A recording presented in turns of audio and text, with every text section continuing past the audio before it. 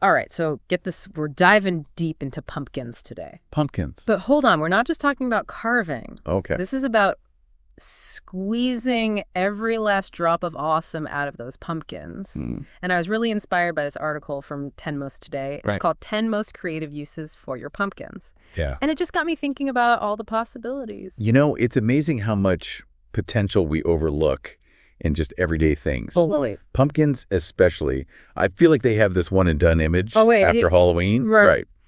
But there's a whole world of uses waiting to be explored. Yeah, for sure. Like, just to start, they talk about pumpkin planters. Oh, yeah? Using a pumpkin as both decoration and a planter. Yeah. I mean, that's genius. It really highlights how versatile they are. Yeah. And, you know, you're not limited to just uncarved pumpkins. Right. Even those jack-o'-lanterns that have served their spooky duty can get a second life as planters. Now, the part that really got me was the composting aspect. Oh, yeah. You can actually just plant the whole pumpkin in your backyard once you're done with it. That's great. It breaks down naturally and fertilizes your garden. Oh, yeah. Talk about closing the loop. Exactly. It's a fantastic example of sustainable gardening. For sure. And speaking of maximizing resources, have you ever thought about making pumpkin stock? Pumpkin stock honestly never crossed my mind. It's a bit of a hidden gem. Okay. Those stringy bits around the seeds, the stuff most people toss out, are actually packed with flavor. You boil them with water, maybe add some veggie scraps. Yeah. And boom, you got yourself a delicious base for soups and stews. Oh, that's a good point. Yeah, I hadn't considered that before. Uh-huh. And what's even better is you can compost the leftover pulp afterwards. Exactly. Minimizing waste and maximizing flavor. Yeah. It's a win-win. Totally. Now let's talk about something a little more familiar, pumpkin puree. Yeah. Ah, yes, the heart of so many fall recipes. Right. But the article emphasizes making it from scratch. What's the advantage there? Is it really that much better than the canned stuff? You know, I used to think canned puree was fine. Okay. But making it myself was a revelation. The flavor is so much brighter. And I just love knowing exactly what's in it. Right. You know, no hidden sugars or weird preservatives. Okay, you've convinced me. Walk me through it. Sure. How do you make pumpkin puree from scratch? It's simpler than you might think. Okay. You just have the pumpkin, scoop out the seeds, and bake the halves face down in the baking dish with a little water. Okay. Once it's tender, scoop out the flesh and process it until smooth. And then less. Pies, soups, pancakes. The possibilities are endless. Absolutely. Plus, you can store it for months, which means you can enjoy that fresh pumpkin flavor all year round. Exactly. It's incredibly versatile. Totally. Speaking of versatility, we can't forget about those pumpkin seeds. Of course, roasted pumpkin seeds, a classic fall snack. Right. But what's the trick to getting them perfectly crunchy? It's all about the prep. Make sure to rinse the seeds well and pat them dry before tossing them with oil and your favorite seasonings. Yeah. Then roast them in a single layer until golden brown and fragrant. The article talks about flavor variations too. Yeah. You can go classic with salt. Right. Add a sweet touch with cinnamon sugar, or even candy them for a fun twist. It's true. And the uses go beyond snacking. Yeah, for sure. Think about sprinkling them on salads for a crunchy topping, or adding them to brownies for a nutty flavor and that textural element. That's right. All right, now for something completely different. Okay. A pumpkin face mask? That's not something you hear every day. It might sound surprising. Yeah. But pumpkins are packed with vitamins and minerals that are great for your skin. Okay, like what? Think vitamins A, E, and C, along with zinc. They can work wonders for your complexion. So it's not just about eating our way to good health. Right. We can slather it on our faces too. Exactly. What's in this DIY pumpkin face mask? It's amazingly simple.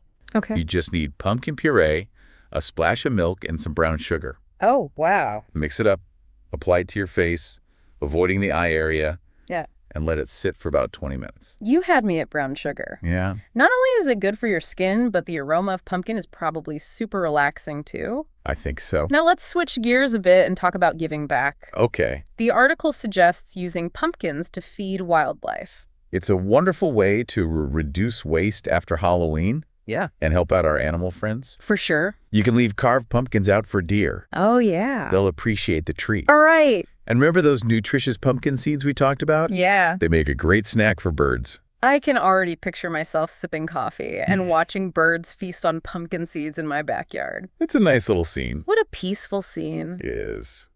Speaking of enjoying the fall flavors, Did you know you can actually make cocktails with pumpkin? Cocktails. Cocktails. Wow.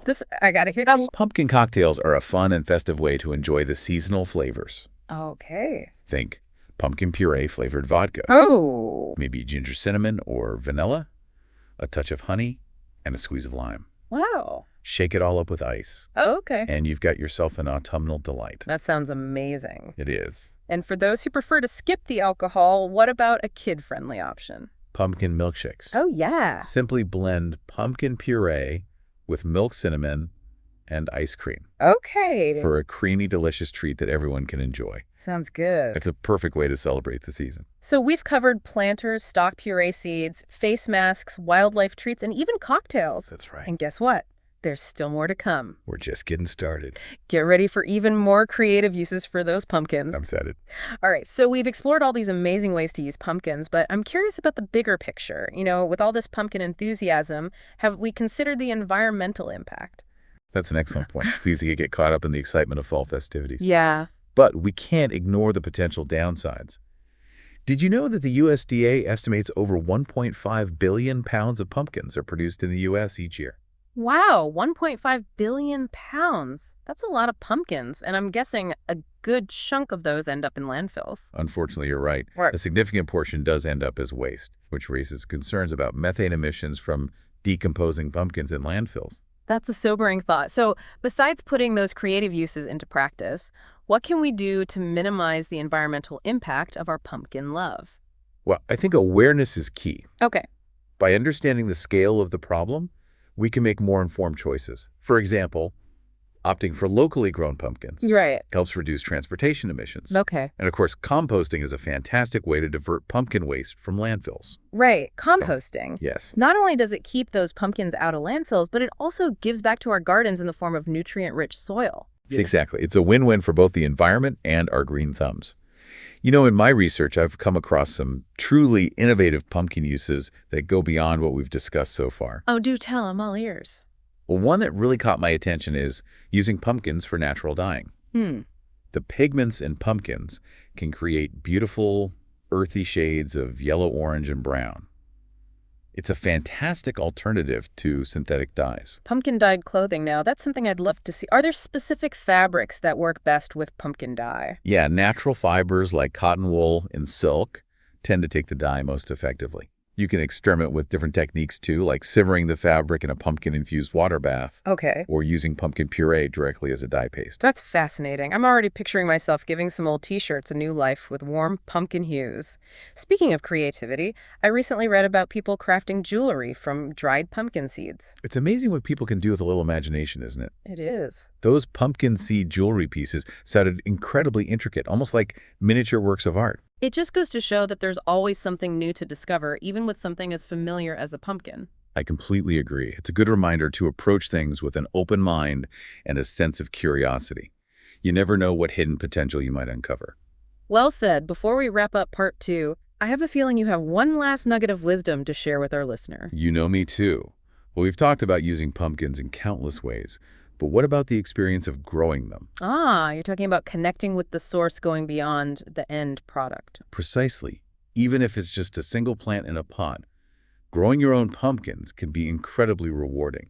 It teaches you patience, resilience, and gives you a firsthand appreciation for the journey from seed to harvest. There's something truly magical about watching a tiny seed transform into a plump, vibrant pumpkin. It's a reminder that even the smallest beginnings can yield amazing results. Exactly. So I encourage our listeners to consider planting a pumpkin seed this spring. Experience the full life cycle of this incredible gourd from seed to table and beyond. It's a connection worth nurturing. What a perfect note to end on now. Stick around, because in part 3, we're going to dive into some listener questions. And let me tell you, some of them tackle the more controversial side of pumpkin use. Welcome back. We've covered so much ground in this pumpkin deep dive. Yeah. You know, from creative uses to environmental impact. And now it's time for the juicy part. Oh, yeah. We got a flood of listener questions, some touching on, let's say, the spicier side of pumpkin use. Yeah, things got interesting. One big topic that popped up was the whole giant pumpkin competition scene. Yeah, those massive pumpkins. Yeah, some listeners are wondering, Is it ethical to pour so much land, effort, and resources into growing pumpkins that are purely for show? Yeah, I see where they're coming from. It's impressive, pushing the limits of what a pumpkin can be. Right. But if they're not being eaten, is a bit of a missed opportunity. Yeah. Could those resources be used differently? It's a complex question with no easy answers. Yeah. There's the argument that these competitions advance our knowledge of plant science, which could have ripple effects on food production in general. Right. On the other hand, those resources could be directly channeled towards, more sustainable food systems. Yeah. It's a balancing act. It's definitely something to think about. No simple right or wrong there. I appreciate listeners bringing this up. It makes us consider our relationship with food in a new way. For sure. Speaking of which, another hot topic in the inbox is about pumpkins in beauty products. Oh, yeah. There's some concern about greenwashing. Right. Are we exploiting pumpkins in the name of natural beauty? A valid concern, for sure. We talked about pumpkin skincare benefits. Yeah. But is there a tipping point where demand outstrips responsible sourcing? Yeah. It's a reminder to be savvy consumers. Look beyond the marketing. Right. Does the brand prioritize ethical and sustainable practices? Yeah. Where are their pumpkins from? Exactly. It's about doing our homework, not just with pumpkin products, but everything we buy. This deep dive really has taken us on a journey from jack-o'-lantern carving to, some serious discussions about ethics and responsibility. It's been a fascinating look at how multifaceted something as simple as a pumpkin can be. Yeah. It sparks creativity, fuels debates, and even makes us reflect on our connection to the natural world. Couldn't have said it better myself. So as we wrap up, any final words of pumpkin wisdom for our listeners? Well, here's what I'll say. Next time you see a pumpkin, whether it's on a porch, at a market, or in a product, take a moment to think about its journey, the people who grew it, the resources involved, the whole story. Let that awareness shape your choices. Beautifully put. It's easy to forget the stories behind everyday things. By acknowledging them, we gain a deeper understanding of ourselves and our place in the world. Who knows, maybe that reflection will lead to a new wave of creative, mindful pumpkin use, keeping this amazing gourd relevant for years to come. Thanks for joining us on this pumpkin-packed adventure, and we'll catch you next week for a brand new deep dive into a whole new world of fascinating topics.